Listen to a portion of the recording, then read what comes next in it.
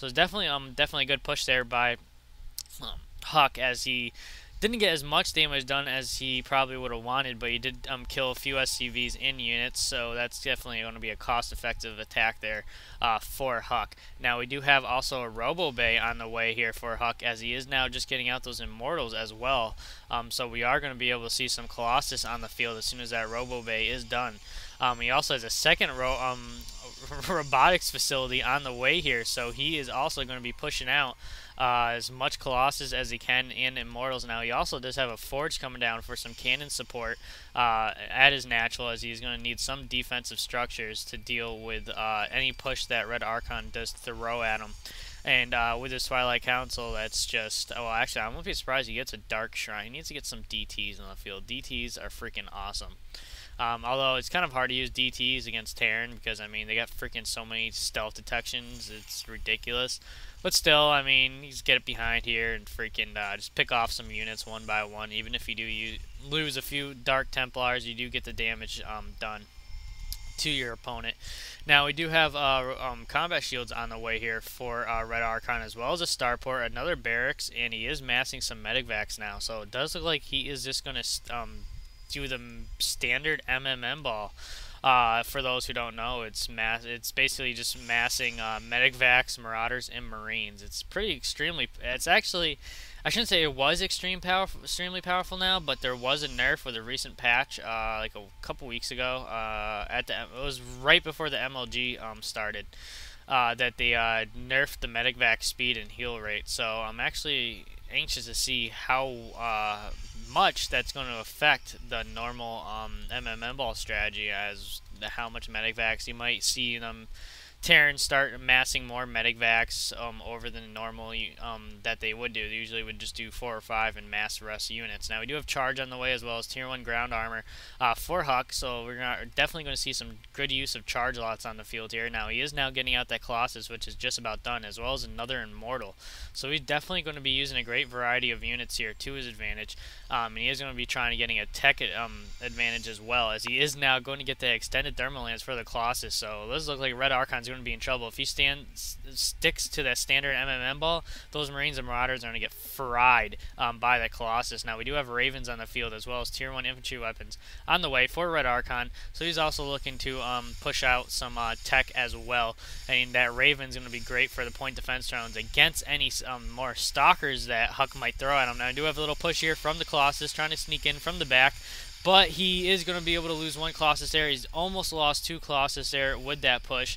He was trying to pick off that factory, but it wasn't enough, as RedArchon didn't manage to stimp pack and run over there to push away HuK's Colossus. Now we still have that proxy pylon here at the Xel'naga Tower, so I won't be surprised if he warps in some more stalkers. Now, as you can see, he transitioned from mass stalkers at the beginning to mass zealots and Colossus and Immortals, which is going to be great because RedArchon, as you can tell, he was getting some Ravens on the field. So he was thinking he was going to need some point defense drones to deal with those the stalkers. But he transfer now, as HuK does have still a good handful of stalkers here, but he is sticking with this mass zealots and Colossus build at the moment. Now we also do see RedArchon is massing Vikings to deal with the Colossus, and so it does look like RedArchon is going to have a nice little army advantage here against HuK, as he has enough Vikings to pick off those Colossus very quickly. So I don't think HuK is going to be able to win this slight battle, although he does have is that tier 2? He does have tier 2 ground weapons actually on the way now for HuK, so he does have a slight tech advantage at the moment.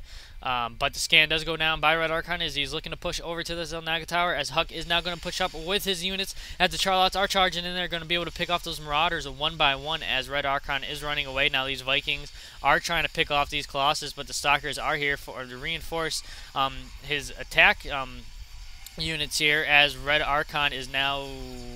Wow. The Vikings are going to be able to pick off those Colossus there, as it does look like RedArchon was just straight up focusing all his attacks on this Colossus, as there's still only one Colossus on the field that looks like just got on the field, but it does look like RedArchon is going to be able to deal with this pressure from HuK, and he did manage to push to defend against that push there by HuK, as I thought actually RedArchon was going to be in trouble there for a minute, but he had enough Vikings to deal with the Colossus, and he still has a handful of Marauders and Marines left, but they basically got chopped away by the Zealots. Now we do have Tier 2 ground weapons are just about done for HuK. Too bad he couldn't wait till those were done to do that initial attack there. Now we do have Tier 1 infantry armor on the way here for RedArchon, so their tech are just going to be slightly, basically the same, but just slightly different with the, as HuK is going to be able to have that Tier 2, the 1 tier upgrade above from his opponent. So they both are going to have 1 armor and 1 shield, at least for now, or armor and weapons, not shield. Protoss have shield. I don't even think he has a... Does he have shield upgrade? No, he does not have shield upgrade. Actually, he doesn't... I thought he had armor upgrade. No, he only has tier weapon upgrades now for this Protoss player. So he doesn't actually, as he is just now getting the Protoss shield upgrade as we're talking about it. Now we do have a nice RedArchon is pushing out here with a good size army.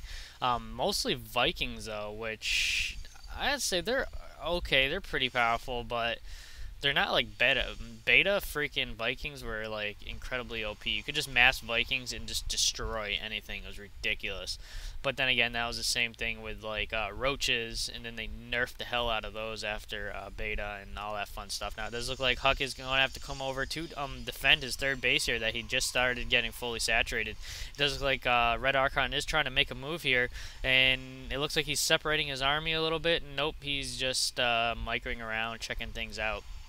We have 4 more barracks on the way here from RedArchon, so he's definitely going to mass ground units. I don't think he's going to transition out of that at all. I don't think we're going to see any siege tanks. Now, we do have a nice little battle here as the Vikings do drop, but they got picked off. A couple of them got picked off incredibly quickly, as there was a point defense drone there defending his units from the stalkers attacks, as this point defense drone was just shooting down those stalker lasers and all that fun stuff. And here we go. Here is the Dark Shrine I was hoping to see from HuK. He is now just getting the Dark Templars on the field, although that Raven is going to be able to detect them, but with massive unit force, he should be able to do quite a bit of damage here, damage with those Dark Templars before they get picked off by the army of RedArchon. HuK is now going to be able to finish off this army of RedArchon as he just demolished those